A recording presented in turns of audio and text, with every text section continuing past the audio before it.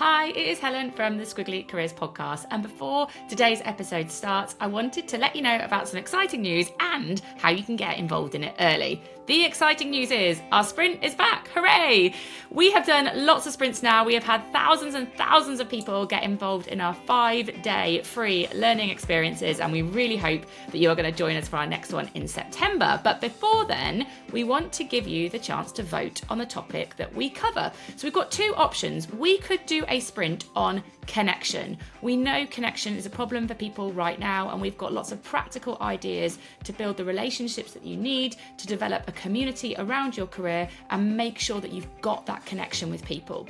The second topic that we could do is on progression. So we know progression is important for everyone, but it is not always easy. And if we are going to let go of promotion, we have to replace that with something that feels meaningful, motivating, and possible. So if you want some help with your progression, if you need to think about the directions you could develop in, the people that can help you with your possibilities, then maybe you would like a sprint on progression. So you get to vote. To do that, you need to go to yoursprint.vote. That's yoursprint.vote. You will see the two options, connection, progression. You just need to let us know which one you want, and the winner will be the one that we focus on in September. So we can't wait to sprint with you, but before then, we cannot wait to see what topic feels meaningful, motivating, and matters most for you. So get voting, and let's get on with today's episode. Hi, my name's Sarah, and in this Squiggly Shortcut, I'm going to talk about mentoring based on sharing your strengths rather than how senior you are. So often I think one of the mistakes that we make with mentoring is thinking that somebody, to be a useful mentor, needs to be in a more senior position than us. And I think sometimes that makes it hard to make happen, makes it feel intimidating. And you sort of get into that awkwardness of like, how do you ask someone to be a mentor? And we worry that everybody is busy.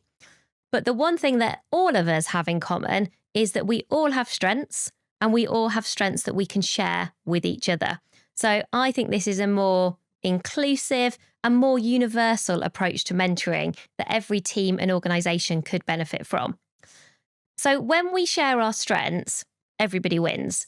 You win by sharing your strength because you will make it stronger by figuring out what makes you good at something and sharing it in a way that makes sense to other people.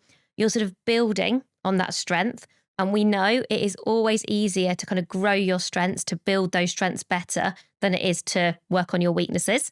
And that's how we have the most impact in the jobs that we do.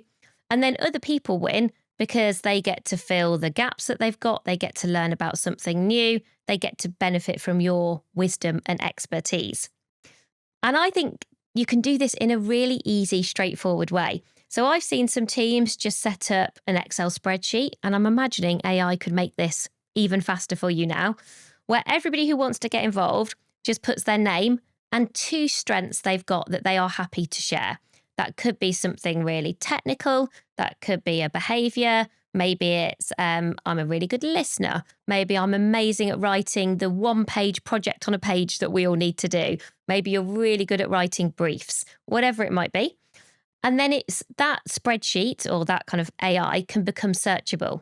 So if there's something that I want some mentoring in, maybe presenting, I'm like, oh, I'd like to get some mentoring on presenting. It's something I know I need to do more of and I want to get better at. I can search presenting, and maybe a couple of people pop up who are happy to share their kind of knowledge and experience with me on presenting. I also like the idea here as well that we are getting multiple mentors, because, no one has a monopoly on wisdom. We've said that before. And it's useful to speak to different people who might have different perspectives, different advice, different words of wisdom that we can borrow brilliance from. So a few ways that I've seen this work. So you can just do this in a sort of more one way. So that might be me going to talk to that person who's really brilliant at presenting. They're sharing their top tips. They're giving me some advice. I'm listening. I'm learning. I'm saying thank you. And that's great. And again, we're taking away the pressure of needing to then have multiple conversations. It's just a sort of in the moment mentoring conversation. And that's one way. I'm listening and learning, and that person is sort of giving to me. We could do 2-way. So that would be strengths swapping. So maybe I want to learn about presenting and that person wants to learn from me about developing ideas.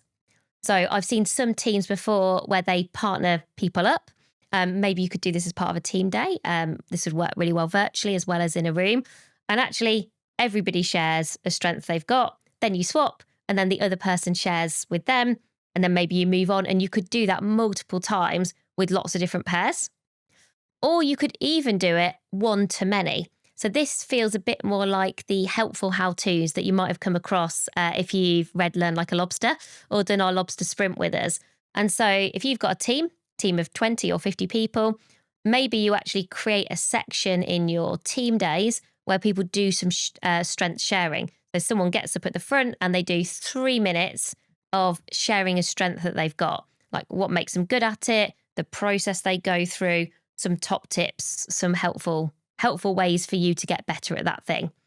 And again, we make it kind of easy to do, easy to get involved in. We know that often lots of people's sort of strengths don't get shared as much as they could. And almost there's not enough flow of learning across teams. And so we perhaps sometimes even end up looking outside for learning that we have got within our teams because we just don't create the opportunity. I don't think people keep learning to themselves because they are selfish. I think it's because they just don't have the when. They don't have the opportunity to share. And so maybe if you want some mentoring, perhaps you could start asking for mentoring based on, something that you want to improve in and a strength that you see in other people. So maybe your ask sounds like, I see that you are brilliant at presenting. Your combination of storytelling and data points is just brilliant. I'm working on that for myself. I wonder if I could have 10 minutes to have a quick chat to get some advice, borrow a bit of brilliance from you. So you make your ask easier because you're being really specific. And that person who's receiving that, how nice, who doesn't want to be told they're good at something. Don't forget, we're often our own worst critics. And in my experience, people do really like helping people. So most people will try and find a way to say yes to that ask. And even if they can't, remember we're asking multiple people, maybe people in your team and in other teams in your organization. If you work in a big company, maybe in your organization, out of your organization, maybe in and out of your industry. So look for multiple mentors from different places and spaces, but perhaps start with thinking about strengths, both in terms of what you want to gain, but also what you can give too. And if you want to learn more about strengths, one of our most popular podcast episodes is how to make your strengths show up and stand out. And that's episode 122. And if you've got any ideas for shortcuts that you'd love to see from us, so topics that you need some support with in your squiggly career, you can email us. We're Helen and Sarah at squigglycareers.com. But I hope you're finding these useful, and we're back again soon with another Squiggly Shortcut. Thanks so much.